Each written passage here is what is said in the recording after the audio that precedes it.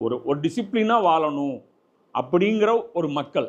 இந்த மக்களை பற்றி ரசூலுல்லாஹ் என்ன சொல்கிறாங்க? மக்களை நீங்கள் மூலகங்களாக காண்பீர்கள். அறியாமை காலத்தில் அவர்கள் சிறந்தவர்களாக இருந்தார், இஸ்லாத்தை ஏற்ற பின்பும் அவர்கள்தான் சிறந்தவர்களாக இருப்பார்கள்.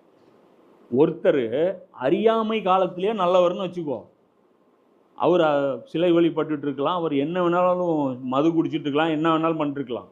ஆனால் நல்லவர். நல்லவர்னா எந்த அர்த்தத்தில்? ஒப்பந்தங்கள் ஃபாலோ பண்ணுவார். புரியுதா? சொன்ன மாதிரி நடந்துக்குவார். இது அதுக்கு அந்த அறியாமை, அந்த தீமையை அது நல்லதுன்னு நம்பி அதுக்கு சின்சியராக இருக்கிறார். அது என்னைக்கு கெட்டதுன்னு தெரியுதோ அப்போ உடனே மாற்றிக்குவார், தயங்கவே மாட்டார்.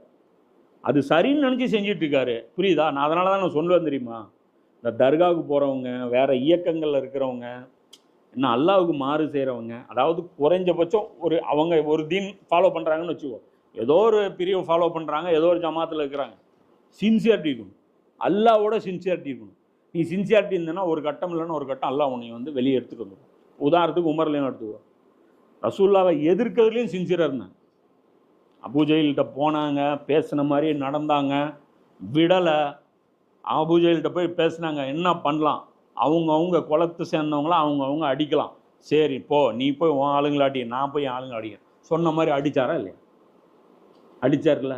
அப்போ இஸ்லாத்தை ஏற்றுக்கிட்டார். அதுக்கப்புறம் என்ன பண்ணார்? அபூஜெயிலுக்கு தெரியாமல் உள்ளுக்குள்ளேயே ஸ்பை வேலை பார்த்தாரா? என்ன சொன்னார்? டேய், கதவை தொட்டி இஸ்லாத்தை ஏற்றுக்கிட்டேன், நாளையிலேருந்து நான் உனக்கு எனிமே போயிட்டு டிக்ளேர் பண்ணிட்டாங்க. ஸோ அப்போ ரசூலுல்லாஹ் என்ன சொல்கிறாங்க? இஸ்லாத்துக்கு முன்னாடியே ஒருத்தனுடைய கேரக்டர் நல்லா இருந்துச்சுன்னா அவன் இஸ்லாத்துக்கு வந்தால் அதை விட பெட்டராக செயல்படுவான்.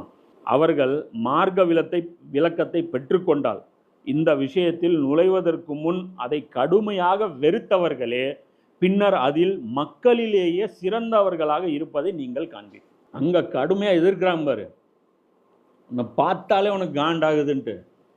அவன் சின்சியராக இருந்தான்னு வச்சுக்கோ, அந்த அமைப்புக்கு அவனுக்கு என்றைக்கு உண்மை புரியுதோ அவன் அப்படியே மாறிடுவான். அப்போ ரசூலுல்லாஹ் அதான் சொல்கிறாங்க, இங்கே வந்துட்டாங்கன்னா அப்படியே தலைகீழ மாறிடுவாங்க.